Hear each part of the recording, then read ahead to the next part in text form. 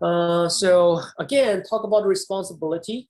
This is trying to go one level deep and one specific components, which is the ETL process or the data processing part of of the data engineer. Is we talk about there is data ingestion, which is acquiring data from the various source and then ingesting into the lake or the lake house.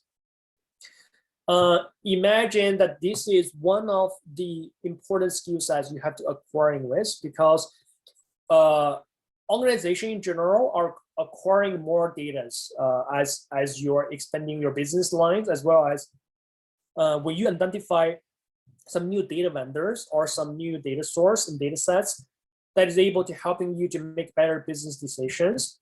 Then you will, in general, asking your data engineering team or the digital teams to acquiring those data into an organization, right? So, give example, if you are make trading, like if you're a trading company, and then you will very likely to deal with organizations like Bloomberg to getting the pricing data, pricing information.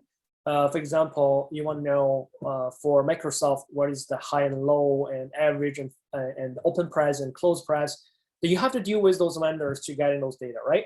So as a data engineer able to engage with the vendor and identify the API interface and what's the best way to bring data into an organization is one of the most important skill sets, for basically to enable or enable the data journey, right? Starting from identify the right data source. Next is data transformation. Now, this is relatively, in my opinion, the straightforward part. Is once you get the data and you are able to see a copy of the data, then things will be very easy and straightforward to you to kind of make a decision with, right? In terms of how you want to transform the data and how you want to like process the data. Those kind of decisions is something that you're able to make on your own. Last is the performance optimization. Now, this is a one of the skill sets which is a little bit complicated, and this is skill set is a little bit like hard to acquire. This is more a skill set you have to accumulate over time. It's not something you can getting in day one, but over time you will build a good sense of what is the best way or what is the end goal to identify the root cause of the slow part of your overall process, and able to do the research and experiments and come up with a solution. So those are usually the senior and principal levels of an engineer able to come up with a process and solutions to solving those kind of hard and technical challenges. So those are, just to go another angle to look at what are the technology or the skill sets that data engineering have to acquiring with in order to be proficient, efficient in the team that are able to really drive the technology advance within the organization, right? So those are not limited to those 8, but starting with, you have to really know your operating systems, like where your software or framework will be executing with, right? Is it going to be in a node, in a server, or is it going to be in a Kubernetes cluster, or or is it going to be running somewhere in EC2, or is running in a Docker? You have to making sure you are able to identify how the job and applications are running for the things you're going to deploy with, right? So you have to really know the operating systems. And just to be more specific, we're not really talking about Windows in this case. Or let's just say that it's not only to Windows, or Windows maybe only cover like 2 to 3% of the use cases as data engineering.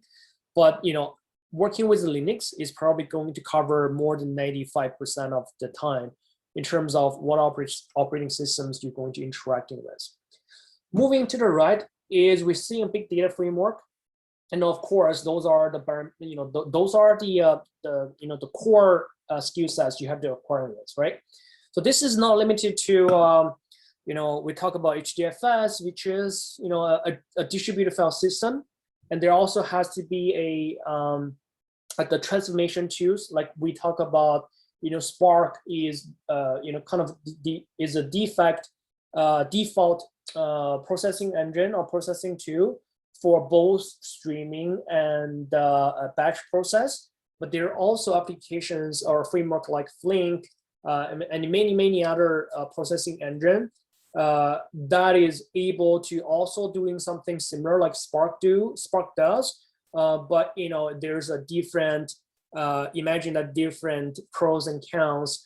Like some are more focusing on the streaming part and some more focusing on the performance. But anyway, so you have to know what is going to be the right tool to transform your database, right?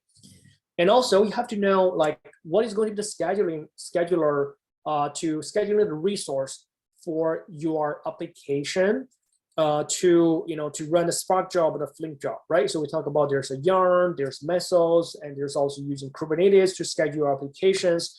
The list can go on, but the point is you have to know at least one components for resource scheduling components in order to able to get your job done, right? And once you know one components, the others is more to understanding the interface, the APIs, and the integration patterns, so that you can really like unblock yourself to move yourself into any architecture pattern or any organization. So those are, generally speaking, on the this is a small size of the big data framework, and it's actually quite big domain. So if you're curious, you can think about open up a EMR in AWS. The EMR stands for Elastic MapReduce, which is a big data framework tools or services which is provided by AWS to satisfy, let's just say 80 to 90% of the the data transformation or big data framework that can cover 80 to 90% of your use cases. So there are around 20 to 30 different open source framework. That's including Yarn, HDFS, and we talk about there's our Phoenix, and there's a Presto, and there's a Hive, and many like the list can go on. As I said, there's 20 to 30 different tools and products which is building within that single EMR services, right? So moving to the next, which is real-time processing framework. As we said, and there is a Kafka, there's Kinesis, and there is PubSub. Those are the tools that are able to satisfy your real-time processing needs. So relational database is not the core. However, this is one of the important skill sets that you have to know, because inevitable you have to deal with those kind of database, and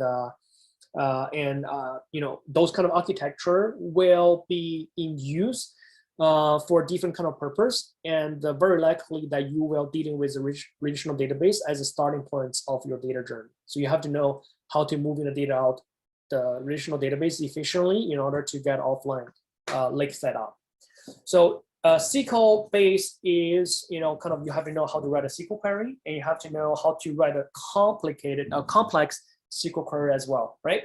Especially when you're dealing with warehouse solutions like Snowflakes and a BigQuery. You have to know how to write efficient SQL query in order to guiding the data at least in a way to serving your downstream non-technical users.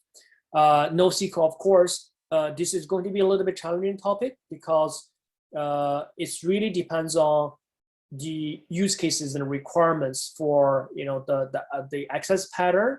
But the NoSQL technology will be one of the important skill sets for some hardcore organizations like Netflix or even for Facebook. They are using some NoSQLs for to serving their millions or like 10 or 20 millions of users at scale.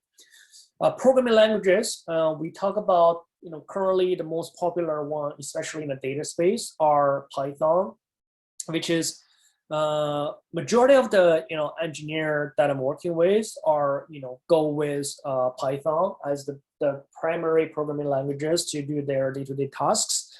However, languages like Scala and Java, which is the JVM-based languages, are still pretty popular, and a lot of organizations are trying to hiring the talents for knowing Scala to do their data processing.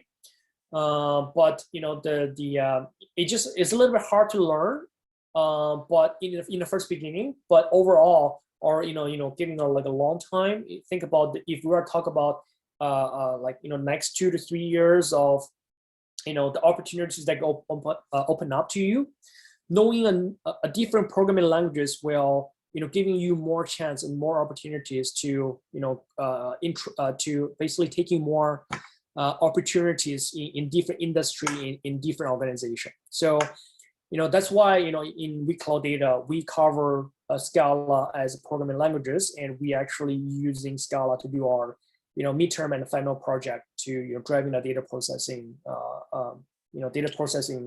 process.